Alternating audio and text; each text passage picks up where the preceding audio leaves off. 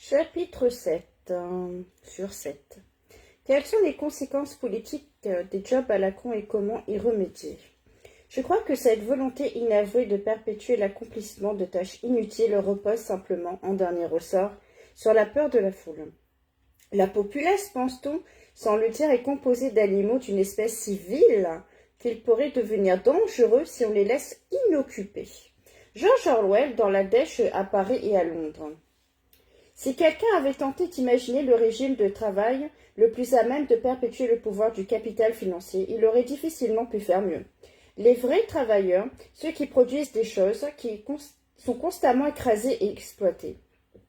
Le reste de la population active se répartit en deux groupes. D'un côté, les sans-emploi, terrorisés et partout dénigrés, de l'autre, une frange plus large de gens fondamentalement payés à ne rien faire.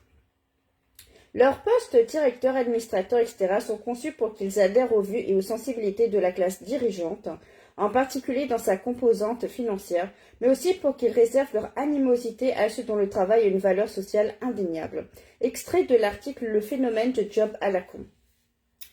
Page 376 sur cette vidéo. On lit en deux parties le chapitre 7, 401. J'aimerais conclure cet ouvrage en réfléchissant aux conséquences politiques du fonctionnement actuel du monde du travail et en suggérant une issue possible. Les deux chapitres précédents ont décrit les forces économiques qui expliquent la multiplication des jobs à la con. J'ai appelé cela la féodalité managériale, ainsi que la cosmologie, c'est-à-dire la conception générale de la place de l'homme dans l'univers, qui nous rend capables d'accepter cette situation. Dès lors que l'activité économique se résume de plus en plus à distribuer un butin, les procédures inefficaces et les chaînes de commandement superflues prennent tout leur sens, puisque ce sont les formes d'organisation capables de capter le maximum d'argent. Par ailleurs, étant donné que la valeur du travail réside désormais moins dans ce qu'il produit ou dans les bienfaits qu'il apporte aux autres que dans cette dimension sacrificielle, tout élément est susceptible de le rendre moins pénible ou plus plaisant, y compris la satisfaction de se sentir utile à ses semblables, diminue sa valeur, justifiant donc un salaire inférieur. C'est un système d'une incroyable perversité. Ouais. En un sens, on pourrait donner raison à ceux qui affirment que si nous n'avons pas encore instauré la semaine de travail de 15 heures, c'est parce que nous avons opté pour la consommation au détriment du temps libre. Ils se trompent simplement dans leur description des mécanismes à l'œuvre. Ce n'est pas parce que nous passons tout notre temps à fabriquer des PlayStation ou à livrer des sushis que nous travaillons davantage. La preuve, la robotisation de l'industrie se poursuit, tandis que le lecteur des services, le vrai, stagne à environ 20% de la population active. Non, en fait, c'est tout le contraire. En vertu d'une curieuse logique sadomasochiste, nous estimons que la souffrance au travail est la seule justification légitime des plaisirs consuméristes que nous nous octroyons furtivement. Parallèlement, puisque le boulot dévore la majeure partie de notre temps, nous ne pouvons même pas nous offrir le luxe d'avoir une vie. Personne ne veut avoir une vie, c'est nous le problème. Eux aussi, ils sont pas trop de vie, c'est ça. Oh là là. Pour reprendre la formule incisive de Cathy Wicks, de sorte qu'il ne reste plus guère de place, justement, que pour ces plaisirs consumistes fugaces. Reconnaissons-le, boire des cafés avec nos potes en discutant des affaires du monde ou de leurs relations amoureuses triangulaires. Ça prend du temps, à vrai dire, on y passe facilement la journée. À l'inverse, soulever de la fonte au club de givre,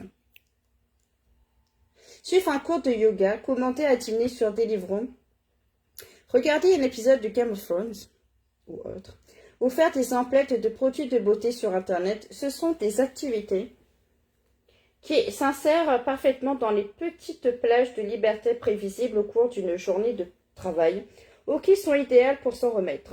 Elles font partie de ce que j'ai baptisé le consumérisme compensatoire.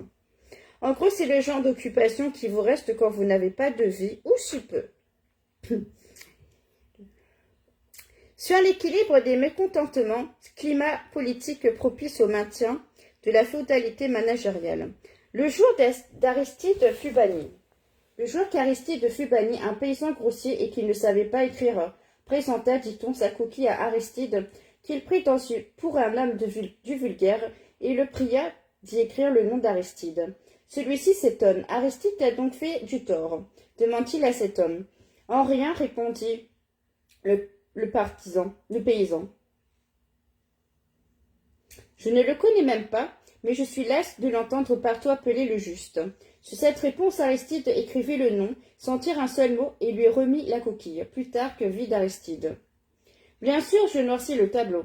Dans nos sociétés de consommation, même ceux qui occupent des jobs à la con parviennent tant bien que mal à avoir une certaine forme de vie. Cela dit, on est en droit de se demander si elle est réellement vivable et pour combien de temps. En effet, les franges de la population qui ont le plus de chances de se retrouver coincées dans des emplois inutiles semblent aussi être les plus susceptibles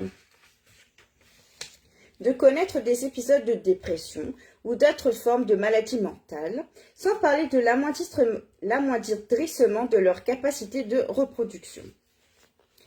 En tout cas, c'est ce que je soupçonne. Des recherches empiriques seraient nécessaires pour confirmer cette intuition. Même en admettant que rien de tout cela ne soit vrai, ces situations professionnelles ont au moins une conséquence indéniable. Elles génèrent une atmosphère politique lourdement de haine et de ressentiment. C'est pas pour maintenant la paix dans le monde. Les personnes qui galèrent au chômage envient celles qui travaillent. Celles qui sont encouragées à s'en prendre aux profs et aux chômeurs qu'on leur dépeint constamment comme des parasites et des profiteurs. Les travailleurs qui ont la chance d'avoir un vrai boulot, productif ou bénéfique, sont en butte au ressentiment de leurs semblables végétants dans des jobs à la con, tandis qu'eux-mêmes, sous-payés, humiliés et peu valorisés, vouent une animosité croissante aux élites progressistes, celles qui, selon eux, monopolisent les rares emplois permettant de gagner décemment sa vie, tout en faisant quelque chose d'utile, de noble ou de glamour.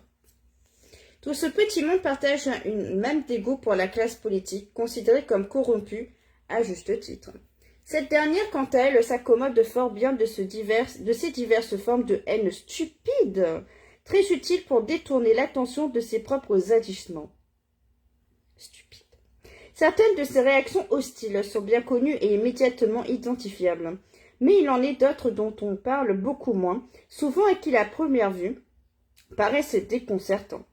Par exemple, on comprend aisément pourquoi un ouvrier d'été éléphant peut avoir une dent contre la meute de managers inutiles qu'on lui colle entre les pattes. Et ce même avant que ces derniers décident de virer tout le monde. En revanche, les motifs pour lesquels ces mêmes managers et plus encore leurs assistants en veulent aux ouvriers de l'usine sont moins clairs. Ce qui leur reproche en réalité, c'est de pouvoir légitimement être fiers de leur travail. En somme, la raison principale pour laquelle ces ouvriers sont payés au lance-pierre, ce n'est ni plus ni moins que la jalousie.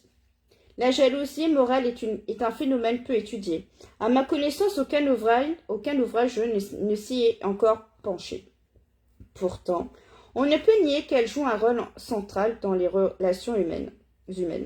Par jalousie morale, j'entends l'envie et le ressentiment que l'on éprouve à l'égard d'une autre personne, non pas à cause de sa richesse, de son talent, de sa chance, mais parce que son comportement dénote une plus grande élévation morale que la nôtre. On se dit, comment ce type ose-t-il se dire meilleur que moi, tout en admettant qu'il se comporte effectivement de façon plus noble? La première fois que j'ai rencontré cette attitude, c'était à l'université. Un jour, un de mes amis sympathisants de gauche m'a annoncé qu'un certain militant, bien connu, avait perdu tout prestige à ses yeux. En effet, il avait découvert qu'il logeait son ex-femme et son enfant dans un coûteux appartement à New York. « Quel hypocrite !» s'est-il exclamé.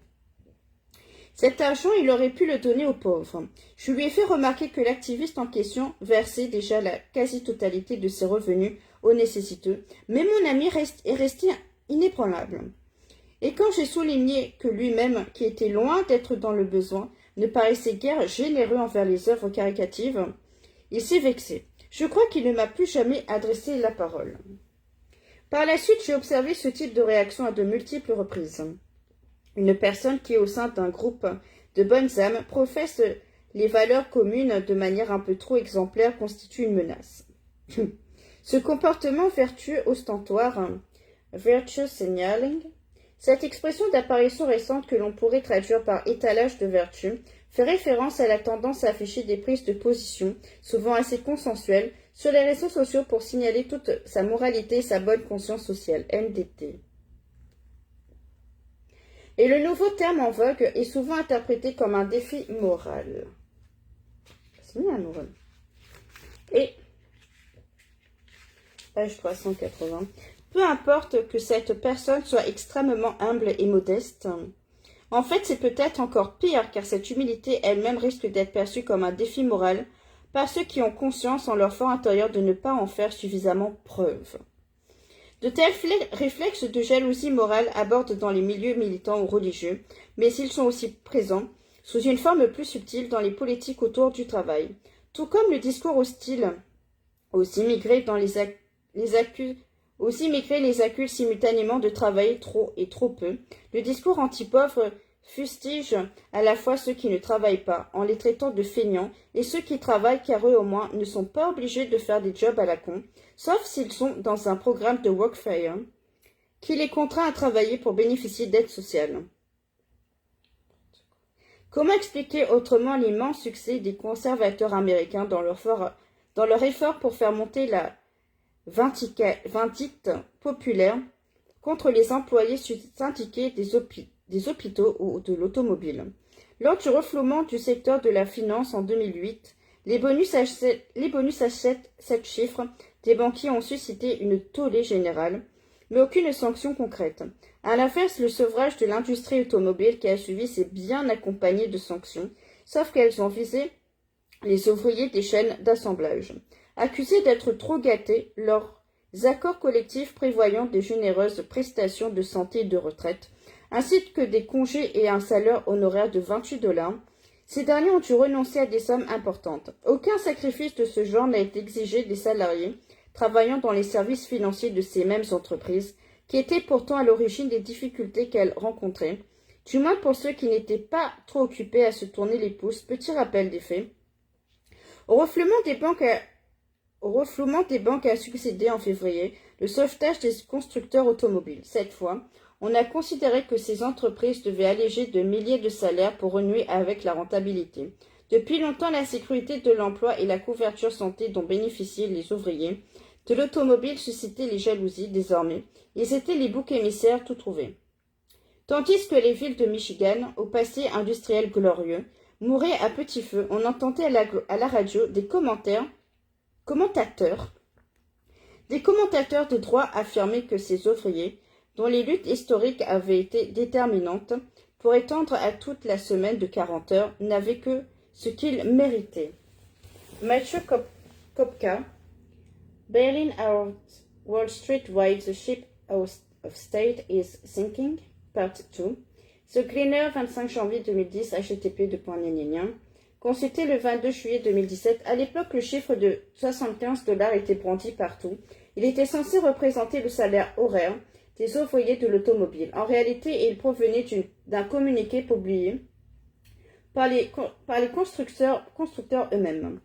Ces derniers avaient considéré la somme des salaires, des avantages sociaux et des pensions de retraite de l'ensemble des ouvriers. Il avait divisé par le nombre total d'heures travaillées.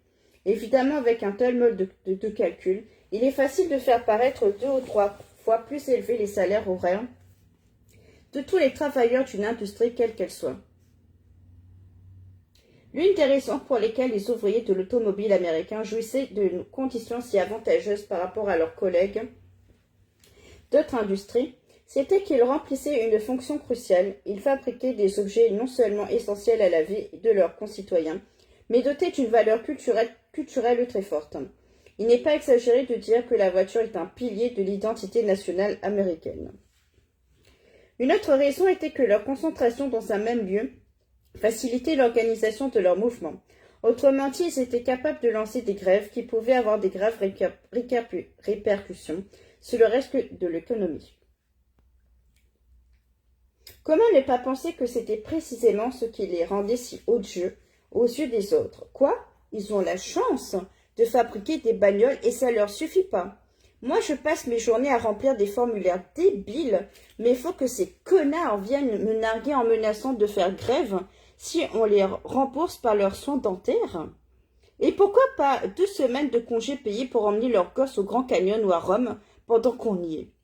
L'acharnement contre les enseignants du primaire et du secondaire aux États-Unis semble avoir exactement les mêmes causes.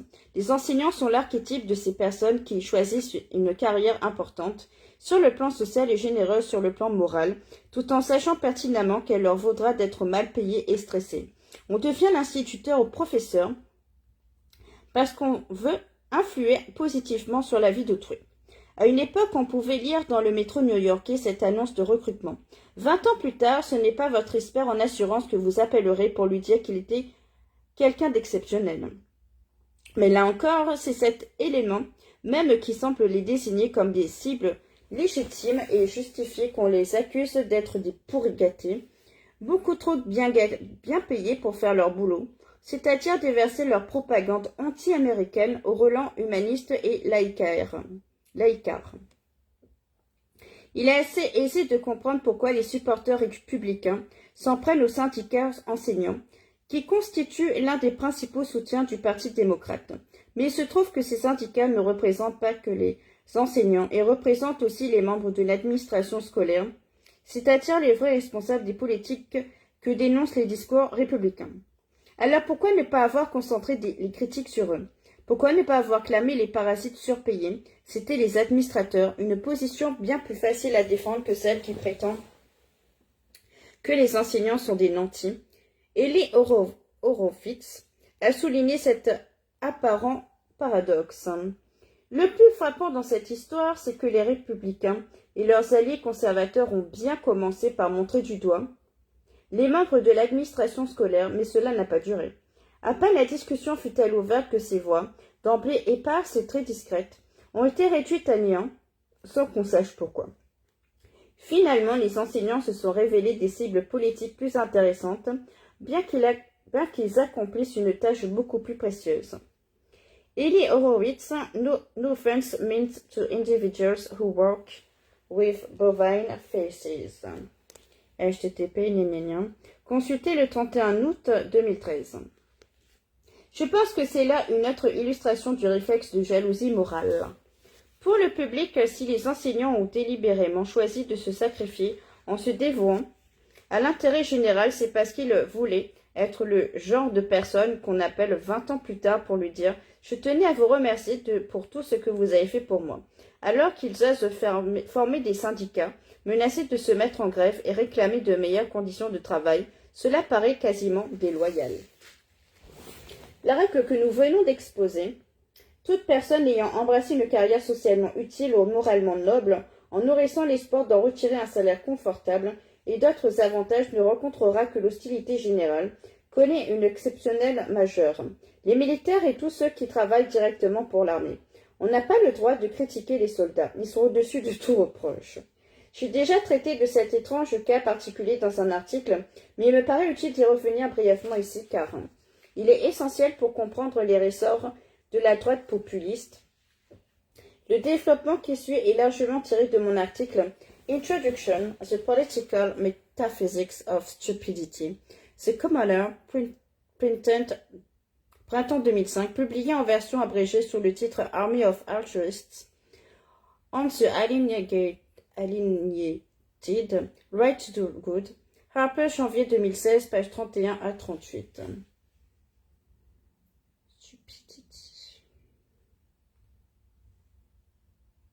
Je vais recourir une fois de plus à l'exemple des États-Unis qui est celui que je connais le mieux.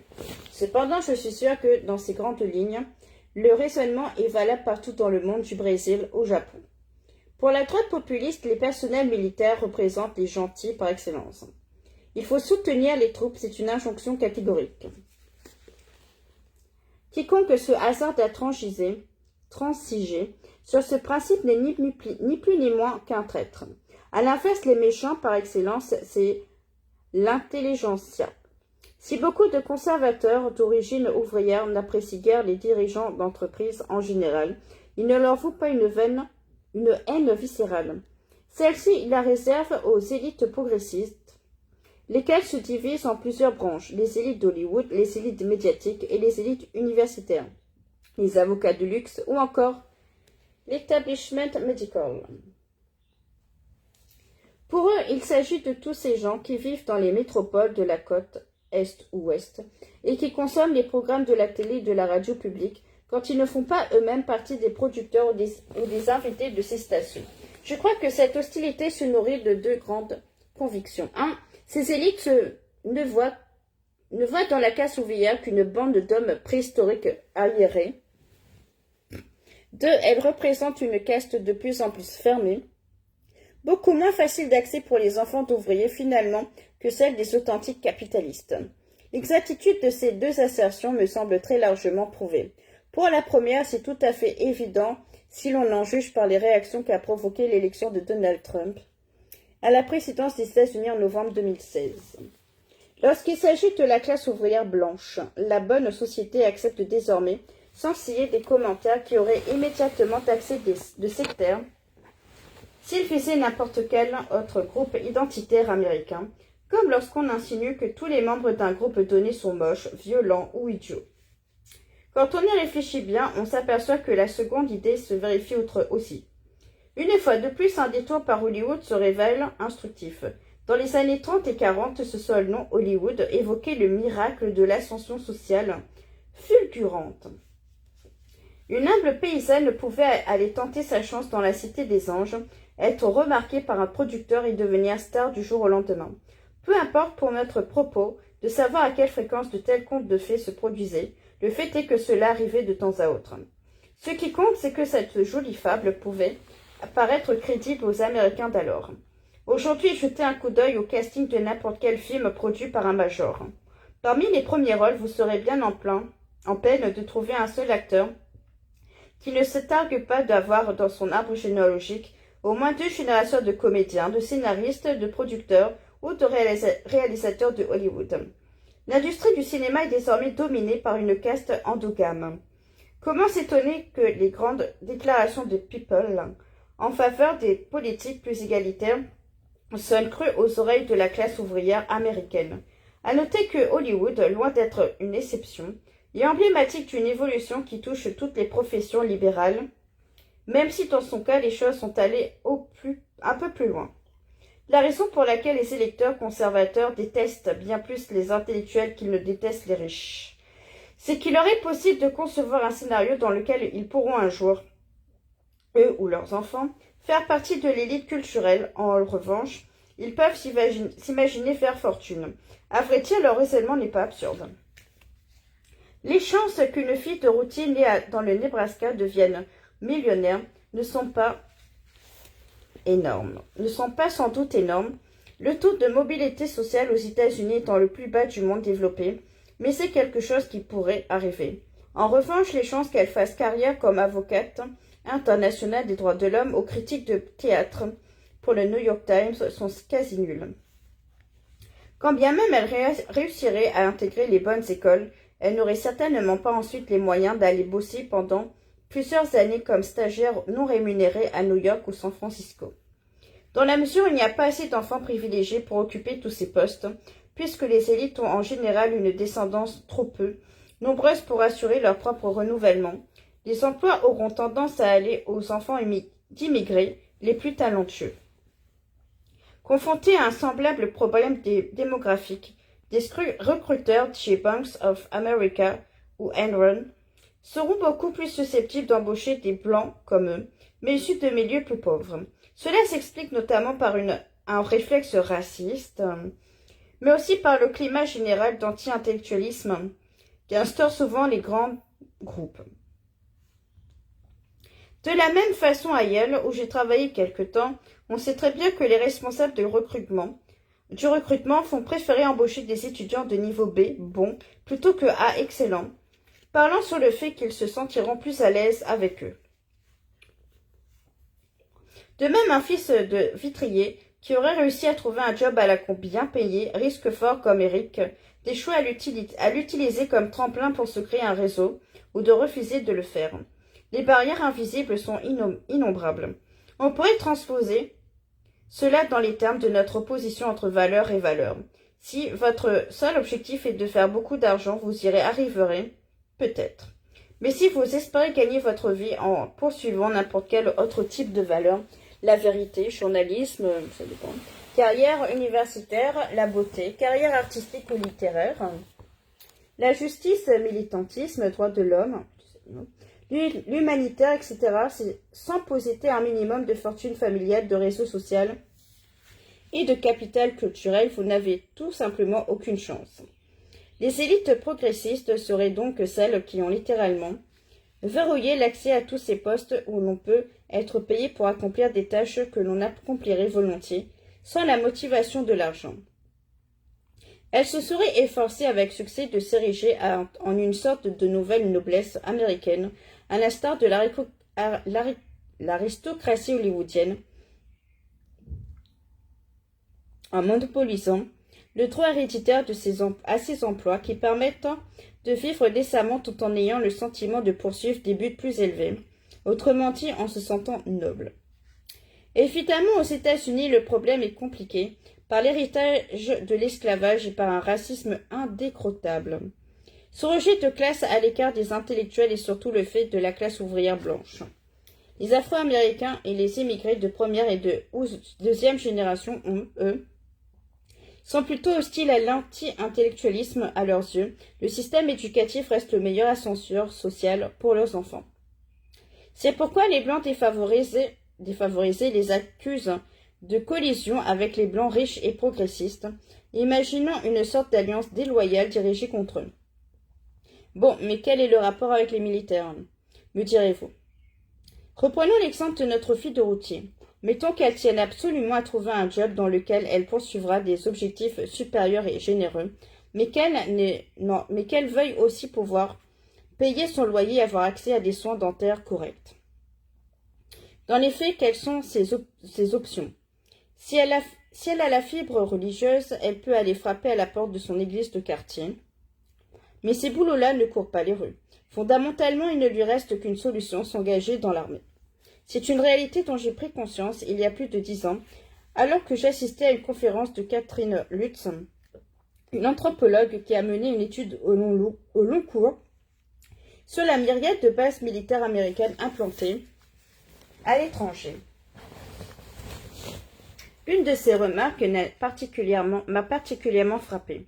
Presque toutes ces bases, notait-elle, ont mis en place des programmes d'aide de proximité dans lesquels les soldats sortent de leur caserne pour aller retaper des écoles ou proposer des bilans dentaires gratuits aux habitants des villages environnants. Le but affiché est d'améliorer les relations avec les populations locales. En réalité, on s'est vite rendu compte que l'impact dans ce domaine était assez insignifiant. Pourtant, les autorités militaires ont choisi de maintenir ces programmes parce qu'il s'est révélé qu'ils avaient des effets extrêmement positifs sur le moral des soldats. Beaucoup d'entre eux se montraient intarissables et euphoriques sur le sujet. Voilà, c'est pour ça que je me suis engagée. Pour moi, c'est ça le vrai sens de l'armée, non seulement défendre mon pays, mais aider les gens. Des recherches ont ainsi montré que les militaires qui avaient eu l'opportunité d'effectuer ces missions de service public se réengageaient 2 ou 3 fois plus que les autres. Je me souviens ce jour-là de m'être fait la réflexion suivante. En somme, le désir profond de ces soldats, ce serait d'intégrer le Peace Corps. Le corps de la paix, il s'agit d'une agence indépendante du gouvernement américain menant diverses actions humanitaires dans le monde pour promouvoir la paix et l'amitié, comme on peut le lire sous son site internet NDT. Or, après vérification, j'ai découvert, devinez quoi, qu'il fallait un diplôme universitaire pour être admis au sein du Peace Corps. Conclusion. L'armée américaine est le refuge de tous les altruistes frustrés. En un sens, l'opposition entre valeur et valeur S est le pivot autour duquel s'est articulée la division droite-gauche depuis son apparition. Être de gauche aujourd'hui comme hier, c'est chercher à combler l'écart qui sépare le champ des activités régi par le pur intérêt égoïste et celui des activités guidées par les sentiments plus nobles. Être de droite, c'est tenter d'éloigner ces gens de l'un de l'autre le plus possible, tout en revendiquant la propriété des deux. Car la droite promeut à la fois la recherche cupide du profit et les œuvres de bienfaisance. Il n'y a qu'ainsi que l'on peut comprendre cette alliance étrange au sein du Parti républicain entre les libertariens défenseurs du libre marché et les adeptes de la droite chrétienne votant selon leurs valeurs. En pratique, cela ressemble beaucoup à une transposition de la méthode bon flic, mauvais flic. Sur le terrain politique, d'abord, on laisse libre cours au marché pour engendrer le chaos et déstabiliser les individus en ébranlant tous leurs repères fondamentaux, puis on érige en bastion ultime de l'autorité religieuse et patriarcale face aux barbares qu'on a soi-même déchaînés. En association, l'appel à soutenir les troupes à une condamnation des élites progressistes, la droite dénonce en fait l'hypocrisie de la gauche. Elle nous dit les contestataires des années 60 promettaient de créer une joyeuse société d'idéalistes où tout le monde vivrait dans la prospérité matérielle. Ils prétendaient que dans un régime communiste, la distinction entre valeur et valeur S serait abolie et tout le monde travaillerait pour le bien commun. Et regardez le résultat. Ils se sont arrangés pour confisquer au bénéfice de leurs enfants gâtés tous les jobs donnant le sentiment de poursuivre un but un tant soit peu élevé. Les conséquences sur notre organisation sociale sont considérables. Pour ce qui est du système capitalisme au sens large, cela nous apprend une chose. Les sociétés qui disent reposer sur la cupidité, qui affirment que les hommes sont fondamentalement égoïstes et au gain, qui s'efforcent de valoriser ce type de comportement, ces sociétés ne sont pas sincères. Elles ne croient rien de tout cela et c'est pour cette raison que, subrepticement, elles agitent une carotte. Si vous acceptez de jouer le jeu, vous serez récompensé gagnant le droit d'agir de manière désintéressée. Vous n'aurez la permission d'être altruiste qu'après avoir prouvé que vous aviez la force d'être égoïste. Du moins est-ce la théorie. Dans un premier temps, vous devez réussir à accumuler suffisamment de valeur économique à force de manigance et au prix de nombreuses souffrances. Ensuite, seulement vous serez autorisé à en jouir et à métamorphoser vos millions en une réalisation unique, plus grande, plus intangible ou plus belle. En d'autres termes, à transformer la valeur en valeur S. Cela peut être une collection de Rembrandt ou de voitures anciennes ou bien une fondation que vous créerez pour dédier le reste de votre vie à des œuvres caritatives. Mais il va de soi qu'il est interdit de brûler les étapes pour franchir la ligne d'arrivée plus tôt. C'est le retour du life cycle service médiéval à la sauce Abraham Lincoln, mais avec une différence majeure. Nous pouvons presque tous dire adieu à la condition d'adulte pleine et entière jusqu'à l'heure de notre retraite, voire à tout jamais. Les soldats constituent la seule entorse acceptable à ce principe parce qu'ils servent leur pays, mais aussi parce que la plupart d'entre eux, j'en fais le pari, n'en retirent pas grand-chose sur le long terme. D'ailleurs, la droite populiste qui affiche un soutien si inconditionnel aux troupes aux armées, tant qu'elles sont en service, paraît étrangement indifférente au sort de tous ces anciens combattants qui finissent leur jour à la rue, sans travail et sans le sou, en proie à diverses addictions ou condamnés à mendier en exhibant les moignons de leurs jambes amputées. Un enfant défavorisé s'engagera peut-être dans les marines en espérant se voir ouvrir des perspectives de formation et de carrière, mais personne n'ignore que c'est un coup de poker dans le meilleur des cas. Tel est le sens de son sacrifice, dont découle sa vraie valeur. Toutes les autres catégories que nous avons mentionnées suscitent la haine parce qu'elles incarnent des violations éhontées du principe de relation inverse entre rémunération et utilité sociale. Les ouvriers de l'automobile et les enseignants organisés et en syndiquant remplissent des fonctions d'une nécessité vitale, mais malgré cela, ils osent réclamer un niveau de vie bourgeois. Je pense qu'ils énervent tous particulièrement les travailleurs qui occupent des postes subalternes ou intermédiaires dans les jobs à la con abrutissants. Les Bill Maher, humoristes et animateurs de télévision LDT, Angelina Jolie et autres représentants des élites progressistes donnent le sentiment d'avoir toute leur vie grugé les files d'attente pour passer devant tout le monde et monopoliser les rares boulots qui soient à la fois amusants, bien payés et influents. Par-dessus le marché, Ils ont le culot de se présenter comme des héros à UTS de la justice sociale. C'est ainsi que ces parangons de l'égalitarisme s'attirent l'animosité de la classe ouvrière, laquelle a bien compris qu'il leur était parfaitement indifférent qu'elle se tue à la tâche pour être utile à la société.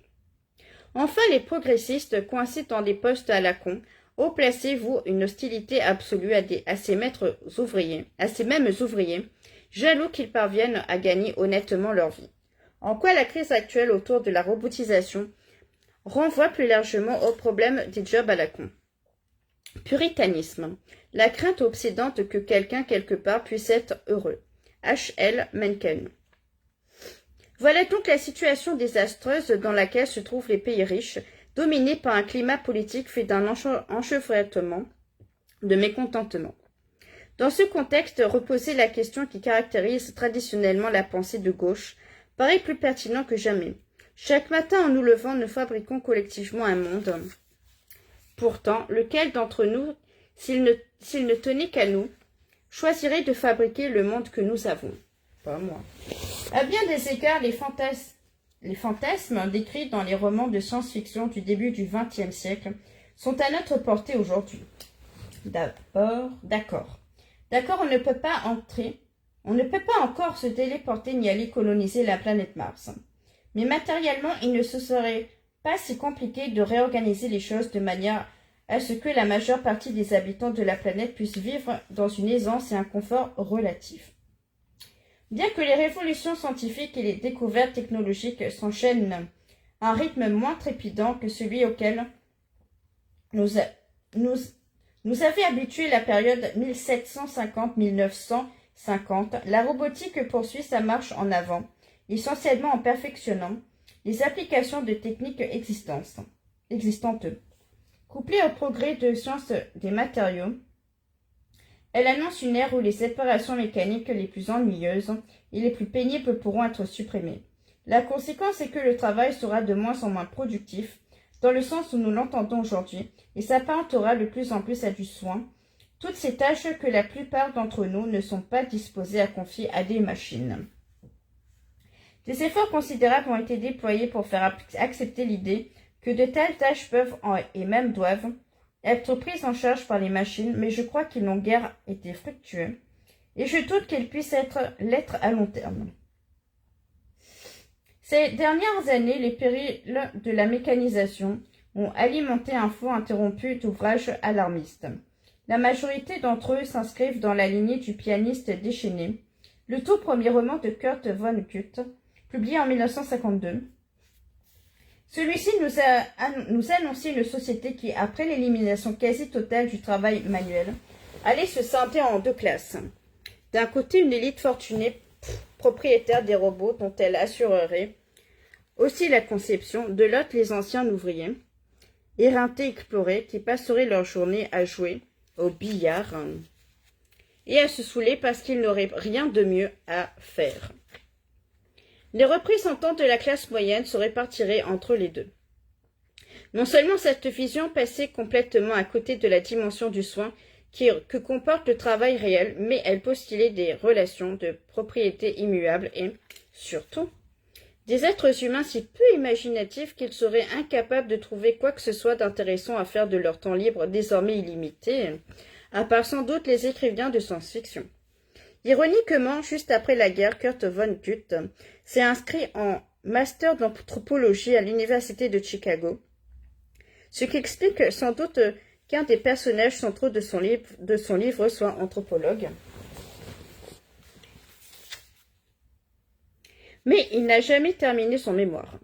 S'il avait été un peu plus assidu dans ses études, peut-être se serait-il aperçu que sa prémisse, l'idée que les ouvriers n'allaient pas savoir quoi faire de ces surcroîts de temps libre, était totalement fausse.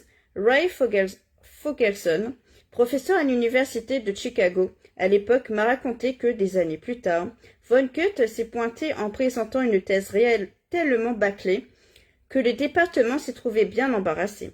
Il n'a finalement été décidé qu'un diplôme lui serait décerné à la place pour son roman Le berceau du chat.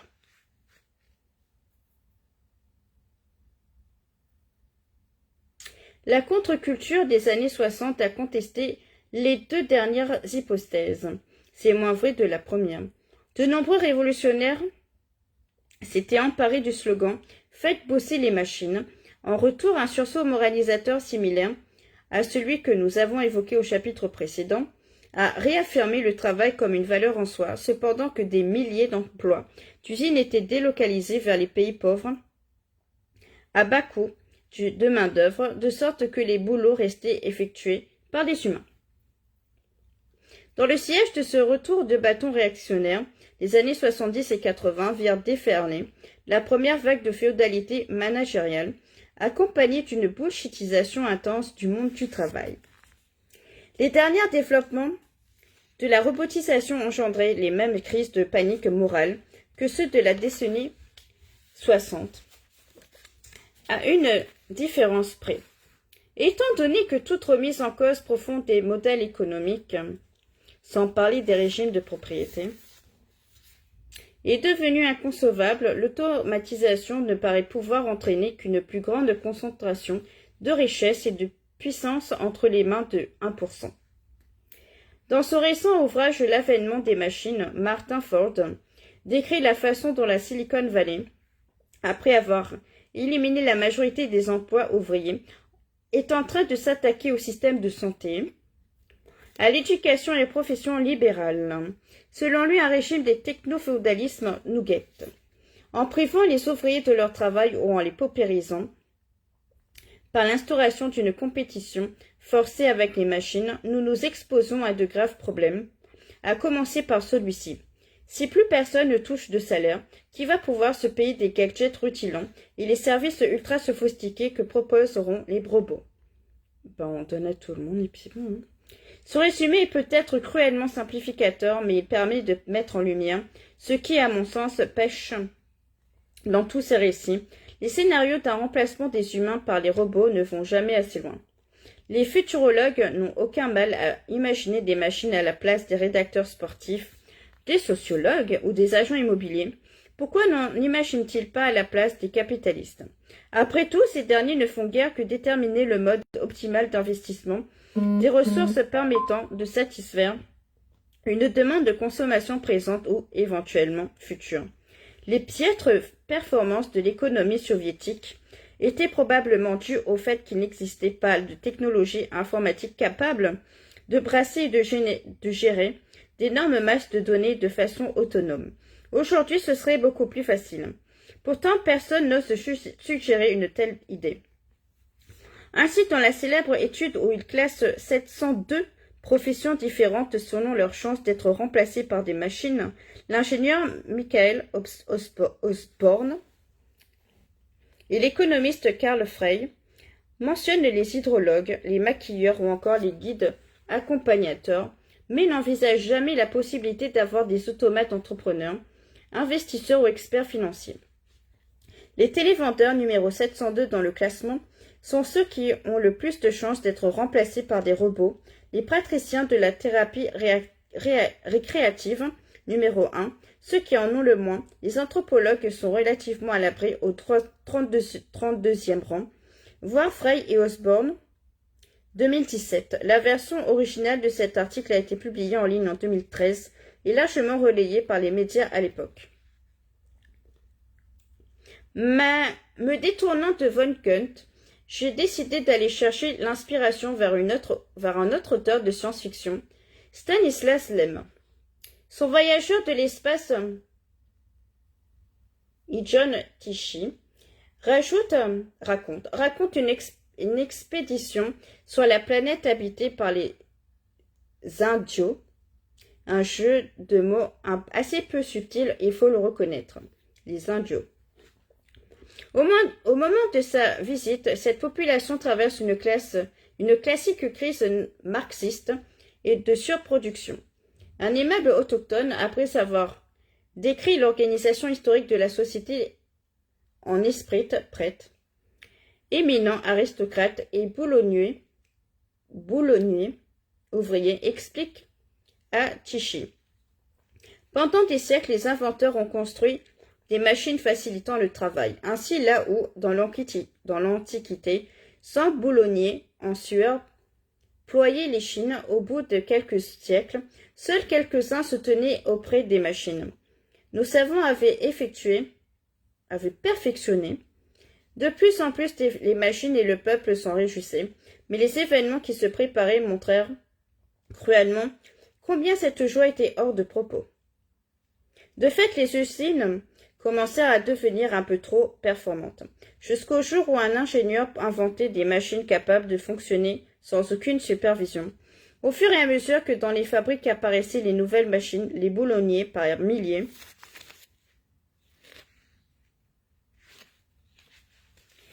perdaient leur travail et ne touchant plus de salaire, n'avaient comme perspective que d'être condamnés à mourir de faim.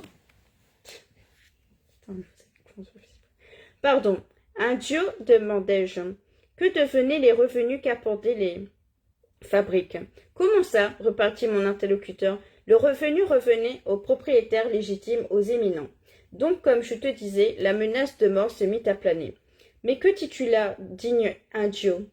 M'écriai-je.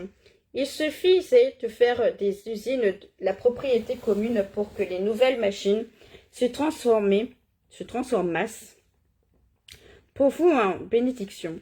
À peine m'étais-je exprimé de la sorte que l'indio se mit à trembler, tandis que ses dix yeux clignaient de frayeur et que ses oreilles se redressaient pour déceler si aucun de ses compagnons qui rôdaient autour des machines n'avait entendu mes paroles. Par les Disney d'Inda, je t'en conjure, voyageurs venus d'ailleurs, ne proférez pas d'hérésies aussi effroyables qui ne sont rien d'autre qu'une ville atteinte au principe de base de nos libertés.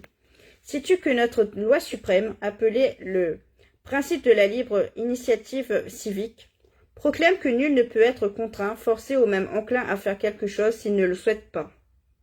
Alors, qui aurait pu oser priver les éminents de leur fabrique, du moment que leur volonté était de se complaire dans leur état de possession? Cela aurait été la plus effroyable violation de la volonté que l'on put imaginer. Donc, ainsi que je te l'ai déjà dit, les nouvelles machines produisaient des masses de marchandises extrêmement bon marché et de l'excellente nourriture, mais les boulonniers n'achetaient absolument rien parce qu'ils n'avaient pas de quoi. Stanislas Lem, Memoirs of a Space Traveler, The Further Reminiscence of Ijon, I-G-O-N, Tichy, Y, 1971, Evanston, Northwestern University Press, 1981, page 19-20, traduction française, 24e voyage, Indarkos suivant, édition Autre Monde, Autre Mer, traduction de l'anglais et du polonais, par Louis Barnal et Anna Posner, de Noël, 1974, page 212-214. Bientôt les boulonniers, pourtant libres de faire tout ce qu'ils voulaient, pourvu qu'ils n'enfreignent les droits de propriété de personne, incitaient l'interlocuteur de Tichy, se mirent à tomber comme des mouches. Il s'ensuivit des débats passionnés ainsi qu'une succession de demi-mesures ratées. Pour compenser cette brute pénurie de consommateurs, le Conseil suprême des Indios, le haut crétinal, entreprit de créer des robots capables d'absorber et d'utiliser ce que produisaient des nouvelles machines avec beaucoup plus d'ardeur que n'importe quel être vivant, et tout en matérialisant l'argent nécessaire à ces acquisitions. Mais les Indios n'étaient toujours pas satisfaits. Réalisant l'absurdité d'un système dans lequel les machines assuraient à la fois la production et la consommation, ils trouvèrent une meilleure solution.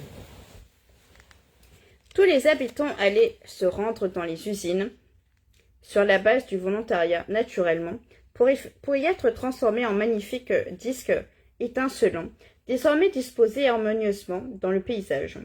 Cela peut paraître lourdeau, mais parfois une pincée de marxisme brute de décoffrage ne fait pas de mal. Lem écrivait dans la Pologne socialiste dans les années 70. Cependant, sa satire du stalinisme est tout aussi féroce. Lors d'un autre voyage, Ijon Tishi se retrouve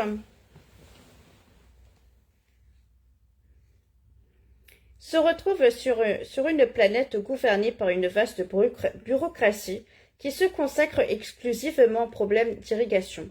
Celle-ci, progressivement dévorée par sa propre mission, finit par développer une idéologie qui prétend que les humains vont naturellement se transformer en poissons. Bientôt, les habitants sont forcés de s'entraîner chaque jour pendant un laps de temps de plus en plus long à respirer de l'eau.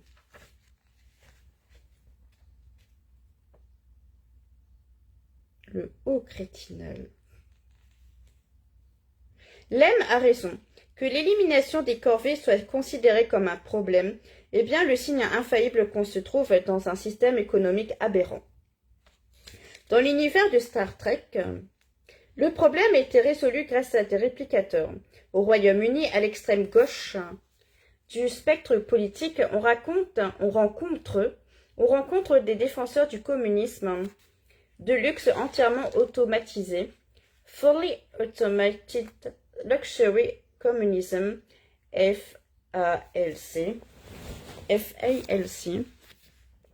ce qui n'est guère différent. De toute façon, de même qu'une culture nationale appartient à tous parce qu'elle est créée par tous, il semblerait logique que les futurs robots et réplicateurs soient la propriété commune de l'humanité, puisqu'ils seront le fruit de plusieurs siècles d'ingénierie mécanique collective. Des usines publiques automatisées faciliteraient la vie de tout le monde, mais elles n'élimineraient pas pour autant le besoin de boulonniers. La nouvelle de Stanislas Lem, à l'instar de beaucoup d'autres récits, assimile encore le travail au travail en usine ou en tout cas au travail productif, négligeant de voir en quoi consiste réellement la plupart des emplois ouvriers. Par exemple, le fait que les guichetiers du métro londonien s'occupent aussi de retrouver les enfants égarés et d'empêcher les ivrognes de faire du grabuge. Non seulement nous ne sommes pas prêts d'inventer des robots capables de faire tout cela, mais même s'ils existaient, qui a vraiment envie de voir automatiser de telles missions? Les progrès de la robotisation devraient donc faire apparaître avec encore plus d'évidence que la vraie valeur du travail réside dans sa dimension de soin.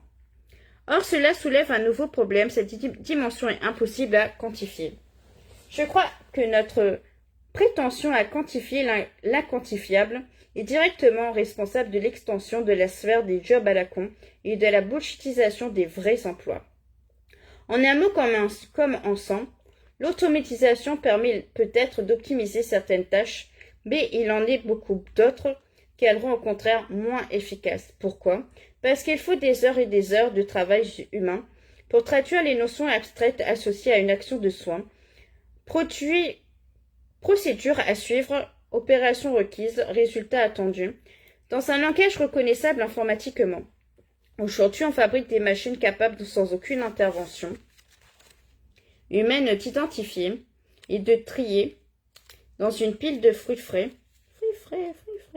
ceux qui ne sont pas encore mûrs, ceux qui sont à point et ceux qui sont pourris. C'est une très bonne chose vu que trier des fruits, au-delà d'une heure ou deux, c'est barbant. En revanche, on ne sait pas créer un robot qui sache, entièrement seul, parcourir les recommandations de lecture d'une dizaine de cours d'histoire pour décider quel est le meilleur entre eux. Remarquez, ce n'est pas vraiment un mal non plus, car c'est intéressant à faire, ou du moins il n'est pas difficile de trouver des gens qui s'en chargeraient volontiers. On construit des trieuses de fruits automatiques parce qu'elles nous libèrent d'une corvée et nous laissent du temps pour notre panthéon personnel des guitaristes de funk, réfléchir à la couleur dont on aimerait teindre ses cheveux, mais admettons que l'on décide de faire comme si un ordinateur était capable de choisir pour nous le meilleur cours d'histoire, quel qu'en soit le motif, disons parce que, pour faciliter l'attribution du financement, on souhaite instaurer des normes de qualité chiffrées et standardisées applicables à toutes les universités. On va vite se rendre compte que la machine ne peut pas opérer seule. C'est là que se cache l'embrouille. Les fruits, c'est facile, il suffit de les faire rouler vers la poubelle.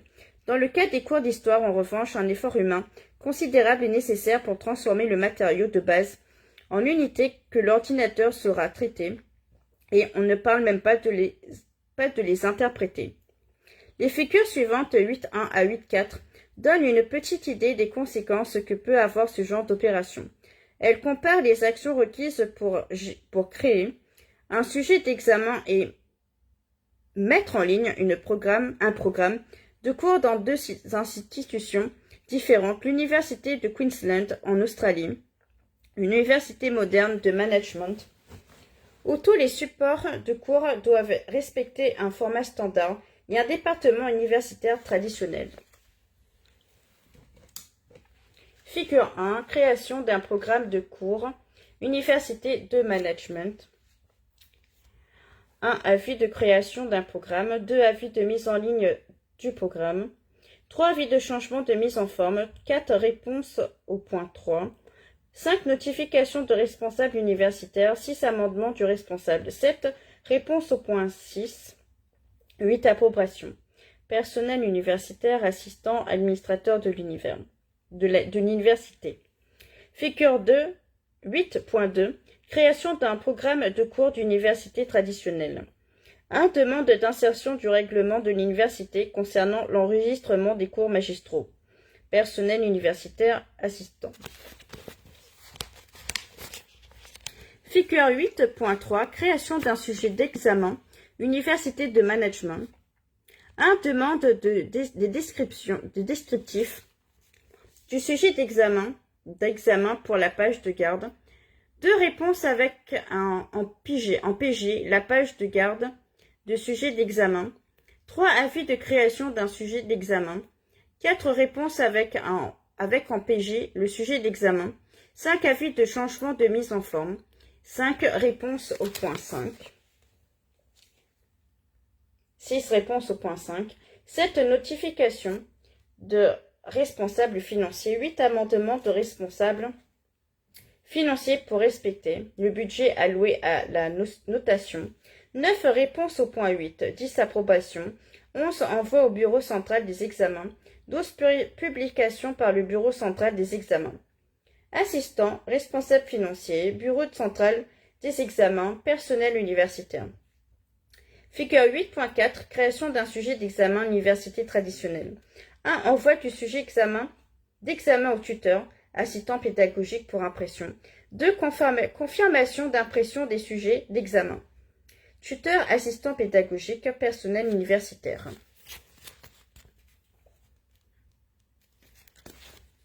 Et on a fini, on est à la page 402 sur 431 pour la deuxième partie de chapitre 7, prochaine vidéo.